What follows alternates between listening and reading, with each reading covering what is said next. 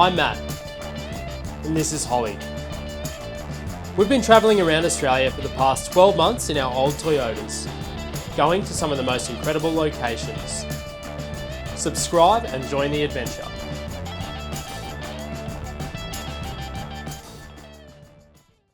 Hi, I'm Matt from Overland Travellers, and today I'm going to do a 12-month, 42,000 kilometre review on the Mickey Thompson Baja ATZ P3s. My girlfriend Holly and I have been travelling around for 12 months now. We did a big lap last year in Australia, such a good year. We documented the whole thing on YouTube, so if you're keen to check out some of our travel videos, see where these tyres have taken us, you can go check those out now. They're all available on YouTube for free. So there's one thing that gets clicks on YouTube, and that is drama.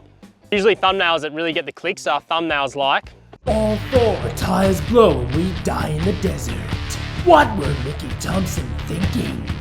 Worst tires since man made the wheel. Mickey hired assassins to kill me." So unfortunately this video isn't like that. It's going to be really boring because these tires, I've had no dramas with them whatsoever. So as I said before, these are the Mickey Thompson Baja ATZ P3s.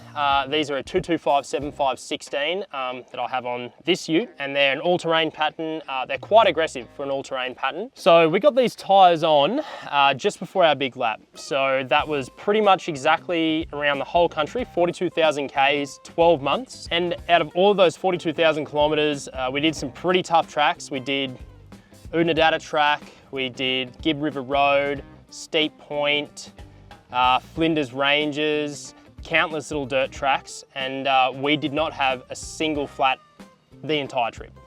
So I'll start on with maybe a few more of the negative points of these tyres that I've experienced. So I've got my little tyre tread depth here, and I'm getting an average of around 8 to 9 mil of tread left all around. So they're probably a little bit over 80% worn, and that's at 42,000 Ks. So I could probably expect reasonably another 15,000 Ks of usable tread out of them before I'd have to get them taken off. So that would be 60,000 Ks out of them all up. Usually with these tyres, you can expect around about 80,000 Ks.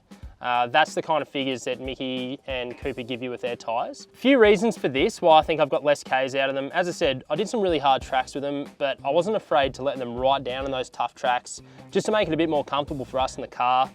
Just let the tyres cop it, you know. I was confident enough with these tyres, their ply rating, the sidewalls, how thick they were, that I could just let them down and just let them cop it, which they did. Also, I didn't get to rotate and balance them as much as I probably would have liked. It was a bit sporadic. Usually you should get your tyres, especially these aggressive all-terrains, mud terrains, rotated every 5,000 Ks.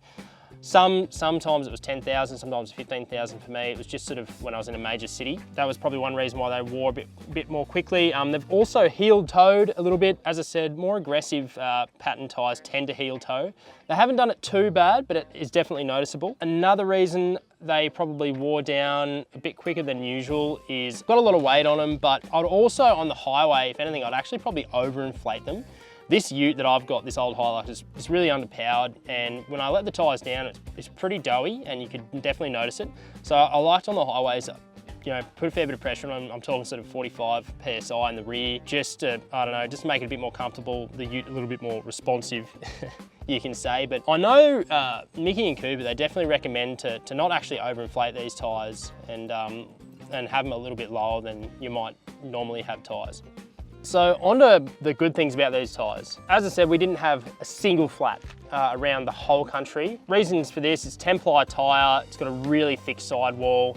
As I said before, I was confident to just let them right down on the tough tracks. Good thing is, you know, really thick sidewalls. If you get a side puncher and it goes through, it's a goodbye tyre. You can't repair that. On the outside wall, you can actually notice that there's some decent chunks being taken out, but if it was a cheaper tyre, it might have been highly likely that it could have just gone right through. So definitely a big plus there. My ute's a bit older, it's got a lot of weight on it, so I don't do really tough tracks. I don't go and, you know, do your crazy four-wheel drive tracks just because, you know, I don't have a big lift. They're not massive tyres, so clearance, I don't have a heap of it. But when I have gone off-road, these have just provided unreal traction. So I'm talking really shaly surfaces like in the Flinders Ranges, never lost any traction. In mud, they did their jobs, they flicked the mud out really well. We did get bogged in some mud once, but that's drive error. That was me. So yeah, I've never had a problem with traction with these things, like in any situation. I've never pushed them that hard, but where I have, they've definitely performed perfectly. Another massive plus, mentioned it, not a single flat this whole trip. And we did do some pretty tough tracks. So this year in the Gibb River Road, it was an especially bad year. They've had a couple of bad wet seasons, so the road's pretty rough, very rocky, fist-sized rocks on it. You're doing, 600 Ks of pretty rough roads. When we were on it, it was carnage. There was a lot of people with flat tires. We were stopping over all the time, helping them out, and we just breezed through it, no issues. That being said, you can be really unlucky. You can drive out your driveway and get a flat, but I would say it was probably more the build quality of the tires that really got us through. These tires are definitely on the more expensive side in tires, but I firmly believe spending a bit more money on your tires is a good investment. The extra Ks you get out of it and the peace of mind when you're in those tougher conditions that they're gonna get you home, I think it's worth it. And this probably won't matter to a lot of people, but I think they're a bloody good looking tyre as well. I've always liked Cooper's Mickey tyres. I'll definitely get them again on any vehicle. If we're going to be doing any more trips, I'll definitely get those tyres on again. But yeah, as I said before, reviews are really boring when nothing goes wrong. So new merch as well, OLT, Travel Camp Explore, check it out. That'll be available now in our store, so check out the link down below and we'll see you in your next one. Cheers for watching and happy travelling.